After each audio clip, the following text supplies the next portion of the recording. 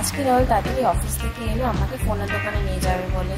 আমার ফোনটা অনেক দিন ধরে খুব ডিস্টার্ব করছে, আমি কারোর সাথে ঠিক মতন কথাও বলতে পারছি না। তাই ঝটপট রেডি হয়ে বেরিয়ে পড়লাম যেখান থেকে ফোনটা পারচেস করেছিলাম।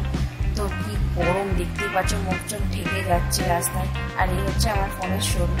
বাট দুর্ভাগ্যের বিষয় কিছুই হলো না, তাই মুড অফ করে বাড়ি ফিরে গেলাম। মুডটা অফ ছিল দেখে রাহুল বলল চলো কোথাও বেরিয়ে আসি, অনেকদিন মেয়েকে নিয়ে বেরানো হয়নি। তো আমরা তিনজনে মিলে বেরিয়ে পড়লাম এমবিএ চায়ওয়ালাতে।